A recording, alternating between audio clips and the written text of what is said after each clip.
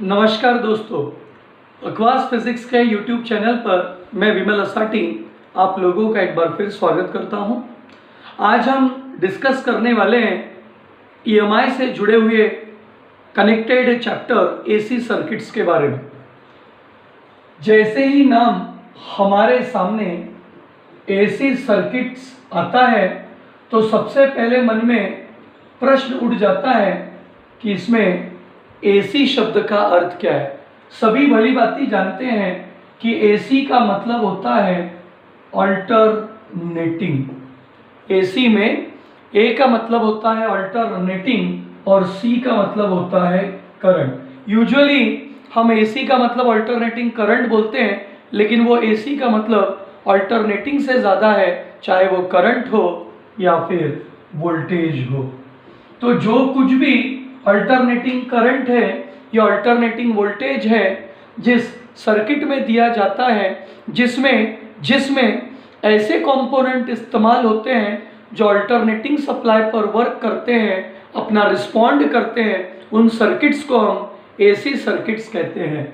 The circuits, the electrical circuit networks in which the components like resistors, inductor, capacitors are connected, then such circuits are called as AC circuits. Sometimes their combinations are used. They are also called as AC circuits. Means अगर कहीं तो भी हमें कुछ इस तरीके से दिखाई दे रहा है, sir what is this? This is the simple AC circuit. ये रेजिस्टर लगा हुआ है जिसका रेजिस्टेंस कैपिटल आर है और उसे सप्लाई दिया जा रहा है एसी का। This is the symbol for AC. AC का जो सिंबल होता है वो इस तरीके से ही चलता है, जिसमें अल्टरनेशन दिख रहा है, पीक ऊपर दिख रहा है उसे पॉजिटिव साइकिल कहते हैं, पीक नीचे की तरफ दिख रहा है उसे निगेटिव साइकिल कहते हैं। जनरली पॉजिटिव निगेटिव ऐसा दिखाया नहीं जाता। पीक की हाइट को देखकर, पीक की डेप्थ को देखकर समझ जाता है कि ये अल्टरनेटिंग है, जिसमें ये पॉजिटिव हाफ साइकिल है और ये निगेटिव हाफ साइकिल है। ये अल्टरनेटिंग करंट हो या अल्टरनेटिंग वोल्टेज हो, अल्टरनेटिंग करंट हो या अल्टरनेटिंग वोल्टेज हो, ये किसी तो भी एक पॉजिटिव फिक्स वैल्यू और निगेटिव फिक्स वैल्यू के बीच में लगातार वेरिएशन शो करते रहता है। पॉजिटिव फिक्स वैल्यू और निगेटिव फिक्स वैल्यू के बीच में लगातार वेरिएशन शो करते रहता है, उसी को अल्टरनेटिंग करंट या अल्टरनेटिंग वोल्टेज कहते हैं। अल्टरनेटिंग करंट, अल्टरनेटिंग वोल्टेज किसे कहते हैं? जो पॉजिटिव या निगेटिव दो फिक्स वैल्यूज के बीच में इनफाइनाइट वैल्यूज दे सकता है, इनफाइनाइट वेरिएशंस दिखा सकता है, उनको हम कहते हैं अल्टरनेटिंग करंट या अल्टरनेटिंग वोल्टेज। लेकिन जब बात आती है डीसी की, DC current, direct current, DC यानी डायरेक्ट करंट, तो उसमें सप्लाई या तो सिर्फ पॉजिटिव ही मिलेगा,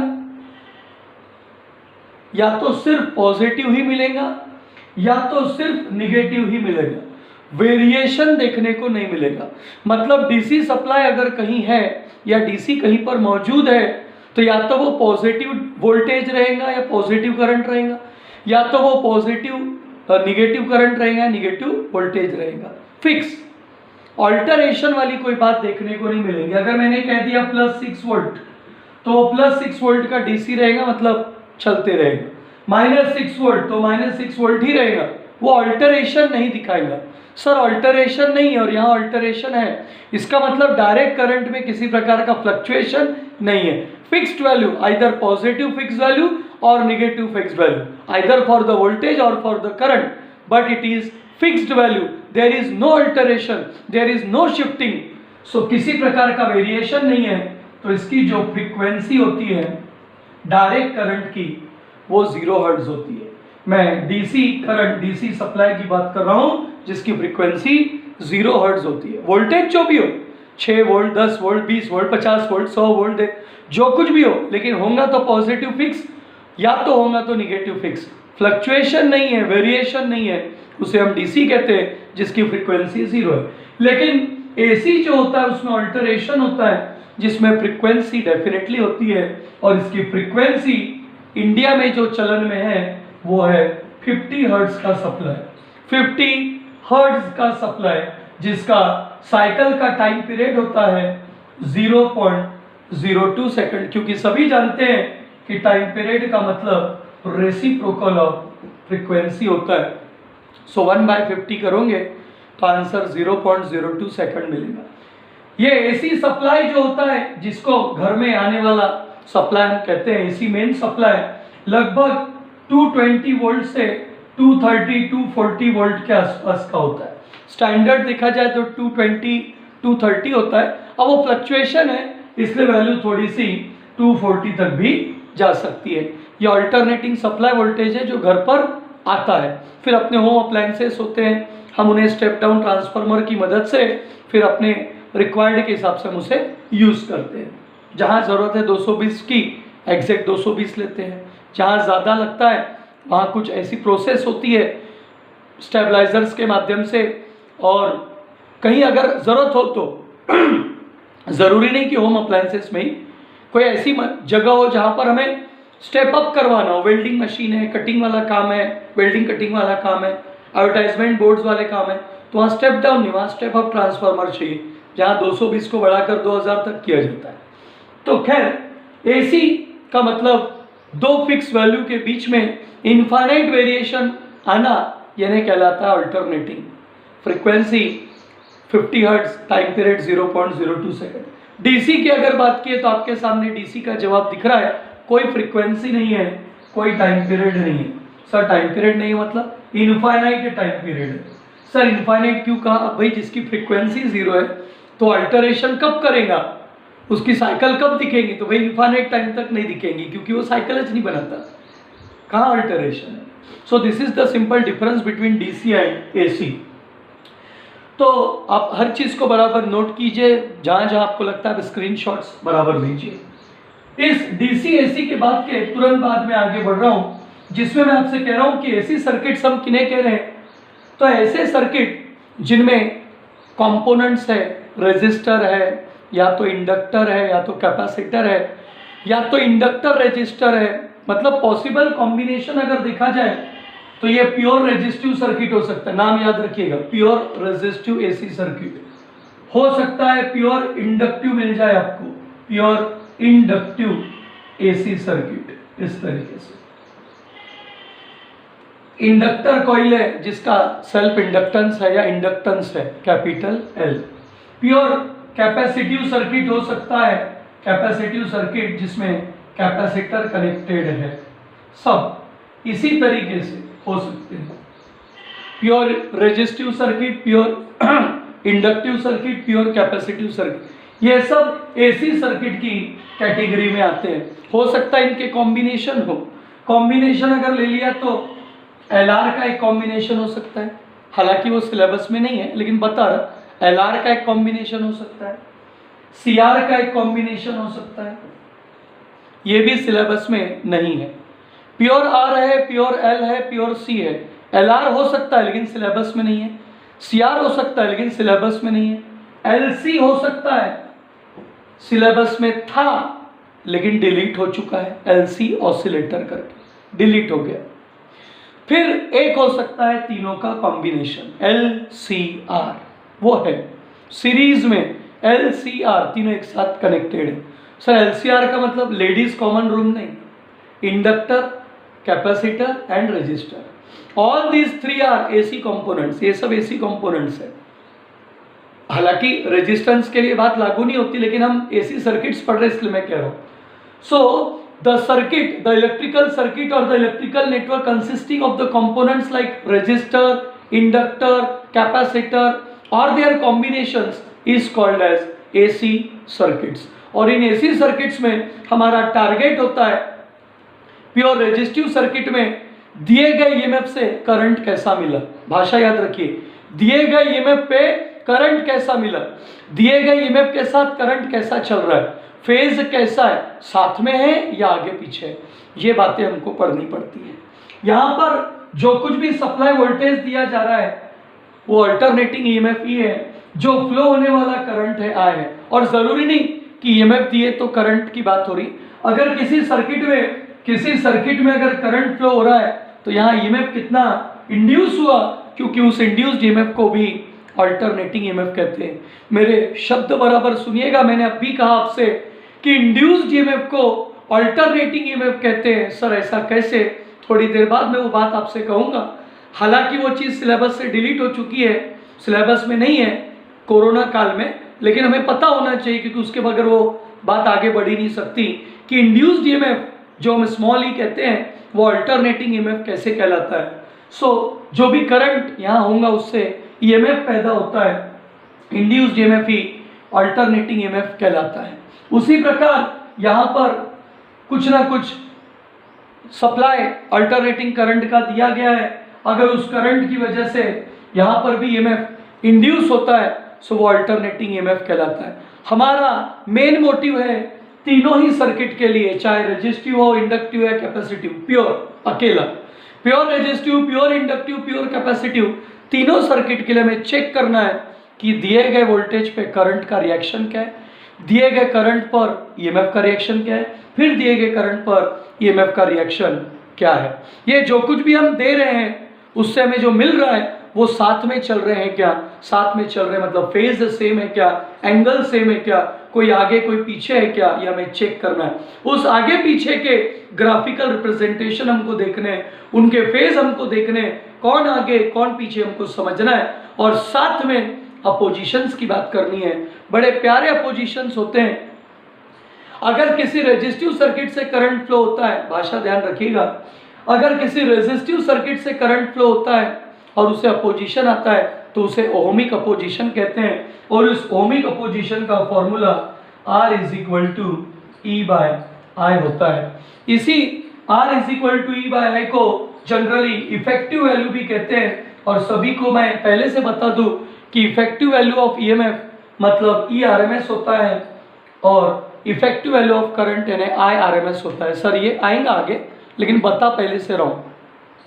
The ohmic opposition offered by the resistor or conductor, the ohmic opposition offered by the resistor or conductor for the flow of current through it is called as resistance, and the resistance is represented by the formula generally E by I, but we have to write the effective value, क्योंकि दिया जाता है बहुत कुछ लेकिन वास्तविकता में कौन सी वैल्यू है जो अपोजिशन का शिकार बन रही है, अपोजिशन जिस पे हो रहा है वो कहलाती है ओनली द इफेक्टिव वैल्यू, क्योंकि दिया पूरा जाए लेकिन जिसको अपोजिशन हो रहा है वो कितना है, सो वो इफेक्टिव वैल्यू है, ये इफेक्टिव वैल्यू है। सो इसी को effective value, virtual value of EMF, virtual value of current भी कहते हैं। वास्तविक जो दिखती नहीं है, वास्तविक जो दिखती नहीं है लेकिन होती है वो है ये ERMS और IRMS। इस ERMS और IRMS का जो रेशो होता है अक्रॉस द रजिस्टर वही कहलाता है resistance. The ratio of RMS value of, क्योंकि मैं दो डेफिनेशन बता रहा हूँ आपको। पहला कहा the ohmic opposition. Sir ohmic opposition क्यों कहा? क्योंकि यहाँ ओम्स लॉ ओबे होता है, यहाँ और यहाँ की बात नहीं कर रहा, ये ओम्स लॉ ओबे नहीं करते, ये इंडक्टर है वो कैपेसिटर है, ये ओम्स लॉ को फॉलो नहीं करते। सर क्या बात कर रहे हैं? मतलब बोलने का मतलब आप वोल्टेज दो करंट मिले फेज सेम है क्या, ऐसा जरूरी नहीं है ना। यहाँ फेज सेम होता है, जब वोल्टेज दोगे तुरंत करंट आएगा, यहाँ वोल्टेज दो तुरंत करंट आए, अभी से बता रहा हूँ नहीं होने वाला, यहाँ वोल्टेज दो तुरंत करंट आए, पॉसिबल नहीं है। सर क्यों? क्योंकि यहाँ कुछ ना कुछ टाइम लैग है, टाइम लीड है, कुछ ना कुछ फेज लैग है, कुछ ना कुछ फेज लीड है, कोई ना कोई आगे है कोई ना कोई पीछे, आने वाले समय में हमको दिखेगा। इसीलिए कह रहा हूँ कि जब प्योर रेजिस्टिव सर्किट है उस सर्किट के केस का रिजल्ट हमको पहले से पता है। जब भी हम प्योर रेजिस्टिव सर्किट या किसी कंडक्टर की बात करते हैं और उसे AC सप्लाई देते हैं तो हम ऑब्जर्व करते हैं आप जैसी पोटेंशियल दो करंट आता है, सो ओम्स लॉ ओबे हो रहा है, कोई आगे नहीं है कोई पीछे नहीं है, दोनों का फेज एग्जैक्टली सेम है। अगर मैं कह दूं कि इसका इक्वेशन EMF जो पैदा हो रहा है या EMF जो अल्टरनेटिंग है, अगर उसकी equation E equal to E0 sine omega T, sir ये आपने कहाँ से लाई? जैसा ऑसिलेशन चैप्टर में हमने पढ़ा है x is equal to A sine omega T. तो दिए गए EMF के लिए मिलने वाला current I equal to I0 sine omega T. तो यहाँ पता चलता है दोनों साथ, हम ये देखेंगे, ये आने वाला है, लेकिन बता रहा हूँ कि दिए गए ईएमएफ के लिए करंट कैसा चल रहा है साथ में। अगर E equal to E0 sine omega T है, आप ओमेगा टी भी बोल सकते हो या E0 साइन थीटा भी बोल सकते हो, क्योंकि थीटा अगर एंगल है तो ओमेगा टी उसका मल्टीपल है। चाहो तो I equal to I0 sine theta बोल सकते हो, सेम ओमेगा टी के जगह थीटा। तो ये जो भाषा मैं इस्तेमाल कर रहा हूं कि दिए गए वोल्टेज के लिए हमें करंट मिला, तो आप देखो तो दोनों का फेज एग्जैक्टली सेम है, ना कोई आगे है ना कोई पीछे है। मिलेंगे, हम प्रूव करेंगे, मैं ऐसा बता नहीं रहा कि ऐसा है तो बस हो गया, हम देखेंगे। लेकिन जब दिए गए ईएमएफ के लिए करंट साथ में चल रहा है तो अपोजिशन ओहमिक है। So what is this resistance, what is this, the ohmic opposition offered by this resistor और conductor for the flow of current through it is called as resistance. This resistance is also defined as the ratio of RMS value of EMF across the resistor with respect to the RMS value of current flowing through it is called as resistance, and it is measured in ohm. This is the ohmic opposition. But in these two cases, this is non-ohmic opposition. ये ohms law obey नहीं करते। यहाँ पर दिए गए EMF के लिए E equal to E0 sine omega T, मैं अभी से इसलिए बता रहा ताकि आपको कंपैरिजन समझ में। दिए गए ईएमएफ के लिए E is equal to E0 sine omega T के लिए I जो मिलता है वो I0 sine omega T minus pi by 2 मिलता है। सर मतलब ईएमएफ और करंट आगे पीछे चल रहे हैं, जिसमें E अगर E0 साइन ओमेगा टी है सो I0 sine omega T minus pi by 2 है, मतलब करंट 90 के एंगल से पीछे चल रहा है। सर आपने कहा था यहाँ ईएमएफ देते हैं करंट आता है, लेकिन इन दो जगह करंट देते हैं तो ईएमएफ इंड्यूस होता है, फिर करंट पहले कैसे पीछे हो गया? आप उसको दूसरी भाषा में लिख सकते हो। अगर I equal to I0 sine omega T आपने दिया तो ईएमएफ जो मिलेगा वो E equal to E0 sine omega T plus pi by 2 मिलेगा। सर इससे आपने क्या साबित कर दिया? मैंने सिर्फ ये साबित किया कि अभी भी ईएमएफ आगे है और करंट पीछे है। I equal to I0 sine omega T minus pi by 2 था तो करंट पीछे था, E equal to E0 sine omega T था। अभी भाषा ऐसी लिखी जिसमें ईएमएफ 90 से आगे तो करंट नॉर्मल रुका हुआ है। रुका मतलब दिख रहा है कि अगर ये 90 से आगे तो ऑब्वियसली वो इससे 90 से पीछे। सर ये क्या है? यहाँ ओम्स लॉ ओबे नहीं हो रहा। अगर ओबे होता तो दोनों साथ में चलते और मैं ऐसा रिजल्ट दिखाऊंगा, लेकिन पहले समझ तो ले क्या हो रहा है। सो ये जो इंडक्टर कॉइल है ये भी ऑपोजिशन दिखाती है करंट को, क्योंकि कॉइल है तो ऑपोजिशन है, कंडक्टिंग मटेरियल है, कॉइल है, वायर है, सो ऑपोजिशन है करंट को। So that opposition is not ohmic opposition, उसे नॉन ओमिक ऑपोजिशन कहते हैं। क्या कहते हैं बेटा? Non ohmic opposition. So the non-ohmic opposition offered by the inductor coil, वैसे यहां पर अगर दिया गया current I equal to I0 sine omega T है, सो मिलने वाला EMF E equal to E0 sine omega T minus pi by 2। Sir मतलब कैपेसिटिव सर्किट में ईएमएफ पीछे चल रहा है, करंट आगे चल रहा है 90 से। यहां दोनों साथ में ओम्स लॉ ओबे हो रहा है। यहाँ ईएमएफ आगे करंट पीछे, ओम्स लॉ ओबे नहीं हो रहा है। यहाँ करंट आगे ईएमएफ 90 से पीछे, यहाँ भी ओम्स लॉ ओबे नहीं हो रहा है।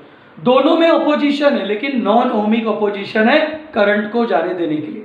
सो सिंपल डेफिनेशन दोनों के लिए जो बनती है वो रिएक्टेंस के नाम से बनती है, जिसे हम कैपिटल एक्स से डिनोट करते हैं, रिएक्टेंस। सर रिएक्टेंस और रेजिस्टेंस में फर्क क्या है? ये ओमिक अपोजिशन है जिसके लिए रेजिस्टेंस है, ये नॉन ओमिक अपोजिशन है जिसके लिए रिएक्टेंस है। रिएक्टेंस भी गिना काय में जाता है? ओम में, क्योंकि अपोजिशन है इसलिए ओम में ही गिनेंगे। लेकिन डेफिनेशन क्या बन रही है? So the non ohmic opposition offered by the inductor coil और by the capacitor, the non ohmic opposition offered by the inductor coil और the capacitor for the flow of current through it, for the flow of current through them is called as reactance measured in ohm. लेकिन इसी में अगर ratio की भाषा में कहा जाए तो हमारी भाषा होगी the ratio of the ratio of RMS value of EMF across the inductor coil with respect to the RMS value of current flowing through that is called as inductive reactance. Sir अगर pure inductor के through है तो उसको denote करेंगे X suffix L से, inductive reactance, जिसका formula में omega into L मिलता है। सर ओमेगा कौन है? Angular frequency. सर ये फॉर्मूला मिलता है, सब दिखेंगे, सब दिखेंगे। सर आपने ओमेगा को 2πf लिखा तो एंगुलर फ्रीक्वेंसी का मतलब ही होता है angle into frequency, 2πf into multiplied by L. L कौन है? इंडक्टर कॉइल का इंडक्टेंस, जिसे आप हेनरी में गिनते हो। इंडक्टर कॉइल का इंडक्टेंस जिसे आप हेनरी में गिनते हो। हेनरी के बहुत सारे मतलब है, वेबर पर एम्पियर बोल सकते हो, वोल्ट सेकंड पर एम्पियर बोल सकते हो, सबको पता है। फ्रीक्वेंसी हर्ट्ज में है, सो हेनरी इंटू हर्ट्ज या हेनरी अपॉन सेकंड ओम के बराबर है, हेनरी अपॉन सेकंड, क्योंकि 2π कांस्टेंट है, 2π का कोई यूनिट नहीं है। सो एल का यूनिट है हेनरी और फ्रीक्वेंसी का यूनिट है हर्ट्ज। सो हेनरी इंटू हर्ट्ज ओम के बराबर है, हेनरी अपॉन सेकंड हर्ट्ज के बराबर है, वोल्ट सेकंड पर ampere per second, volt second पर ampere per second, second second cut गया, सो वोल्ट पर एम्पियर ओम के बराबर है। तो वैसे भी हम जानते हैं वोल्ट यानी ईएमएफ है और एम्पियर यानी करंट है, वोल्ट यानी ईएमएफ है, एम्पियर यानी करंट है, ओम के बराबर है। क्या कॉम्बिनेशन सेट हो रहा है, हर चीज कैसे लिंक बनती है आपको दिख रही होगी। सो मैंने सिंपल शब्दों में दोनों के लिए कहा पहले, the non ohmic opposition offered by the inductor coil और the capacitor for the flow of current through it और them is called as reactance, capital X measured in ohm. But for individually, when we are talking about inductor coil, what will be the opposition? So the non-ohmic opposition offered by the inductor coil for the flow of current through it is called as inductive reactance X suffix L. It is formulated as ERMS upon IRMS for the inductor coil. So the ratio of RMS value of EMF across the inductor coil with respect to the RMS value of current across flowing through it is called as inductive reactance denoted by X suffix L. अभी थोड़ा लग रहा होगा कि RMS IRMS कहाँ से आया, मैंने पहले ही कहा वो इफेक्टिव वैल्यू है, ऐसी वर्चुअल वैल्यू है जो दिखती नहीं है, लेकिन उसे इफेक्टिव वैल्यू क्यों कहते हैं? तो जब भी सर्किट से करंट फ्लो होता है IRMS का, सो जो हीट जनरेट होती है वो हीट जनरेटेड टोटल दिए गए करंट के हिस्से के बराबर होती है, जो फिक्स अमाउंट उसके पास पहुंचने वाला है। मतलब डीसी सप्लाई जो भी दिया जाता, जितने अमाउंट का, उतने अमाउंट का जो असर इसके ऊपर होता, ठीक उतने अमाउंट का इफेक्टिव असर देखने को हमें IRMS से मिलता है। हम देते बहुत कुछ है, हम करंट देते आए हैं, लेकिन जिसका असर हो रहा है, जितनी चीज उसको इफेक्टिव हो रही है, वो IRMS है, वो I नहीं है। सर IRMS और I में फर्क है? बिल्कुल फर्क है, अभी दिखेगा आपको। सर I तो करंट बताता है, I तो करंट बताता है, जैसे यहाँ देखो, यहाँ हर जगह I करंट है, E EMF है, अब I इंड्यूस्ड करंट है, E इंड्यूस्ड EMF है, या I अल्टरनेटिंग करंट है, E अल्टरनेटिंग EMF है, फिर सर ये I0 या E0 कौन है? सो आप अगर ऑसिलेशन वाली इक्वेशन के साथ कंपेयर करो, जब हम पढ़ते थे x = a sin omega t, तो आपको बखूबी याद होगा, अगर ये डिस्प्लेसमेंट है तो ये मैक्सिमम डिस्प्लेसमेंट है। हम जब वेलोसिटी देखा करते थे v = कहीं पर a omega sin omega t, तो ये वेलोसिटी है, तो ये a ओमेगा मैक्सिमम वेलोसिटी है। अगर हम कहीं एक्सेलरेशन देखा करते थे ऑसिलेशन में -a omega square sin omega t, तो अगर ये एक्सेलरेशन है तो ये portion -a omega square maximum acceleration है। तो हमने समझ जाना चाहिए, अगर ये EMF है तो ये मैक्सिमम वैल्यू ऑफ EMF है, अगर ये करंट है सो I0 maximum value of current है, और इस मैक्सिमम वैल्यू को ही पीक वैल्यू भी कहते हैं। मैक्सिमम वैल्यू को पीक वैल्यू भी हम कहते हैं, peak value. It is not effective value, peak value E0 यानी पीक वैल्यू। और ये जो इफेक्टिव वैल्यू होती है ERMS, ये पीक वैल्यू का √2 टाइम्स होती है, पीक वैल्यू का √2 टाइम्स होती है। पीक वैल्यू ने सबसे मैक्सिमम, तो मैक्सिमम सप्लाई इतने का जा सकता है किसी भी सर्किट में, E0 करंट I0, लेकिन I0 इफेक्टिव नहीं है, उसका कुछ हिस्सा दिख रहा है, I0 या E0 का कुछ हिस्सा। तो जैसा ERMS E0/√2 है, आप चाहो तो IRMS को भी I0/√2 कह सकते हैं। सर ये सब आप क्यों बता रहे हैं? क्योंकि है नाम ERMS निकला, IRMS निकला, तो पता होना चाहिए ना कि इफेक्टिव वैल्यू किसके बराबर है। सो टोटल पीक वैल्यू अगर E0 है EMF की और I0 है करंट की, तो उसका कुछ परसेंटेज यानी RMS कहलाता है जो इफेक्टिव है। यानी इतना ही काम आता है कुछ भी कराने के लिए, वो ये कहना चाहता है। अपन देते बहुत कुछ है, लेकिन जो काम आने वाली चीज़ है वो उसका लगभग 71% है। सर आपने परसेंटेज भी बोल दिया, सब दिखेगा, चिंता मत करो। सिर्फ क्योंकि पहला लेक्चर कभी भी आप जानते हैं असाटी सर का चैप्टर का इंट्रोडक्टरी होता है कि चैप्टर में कौन कौन सी बातें कैसे कैसे आने वाली है। सर एग्जामिनेशन पास है फिर भी आप बता रहे हैं उसी तरीके से, तो भाई एग्जाम कितने भी पास क्यों ना हो, काम जो करोगे तो तरीका तो वही रखोगे ना, तरीका थोड़ी ना बदल दोगे। एग्जाम पास है, प्रिपरेशन हमारा है, हम तैयारी रखते हैं, हम पढ़कर जाते हैं, अच्छे से लिखते हैं, दैट्स ऑल। लिखना बहुत अच्छा ज़रूरी है समझने के लिए, समझने के साथ लिखना बहुत ज़रूरी है, लेकिन लिखना तभी हो सकता है जब समझेंगे अच्छा।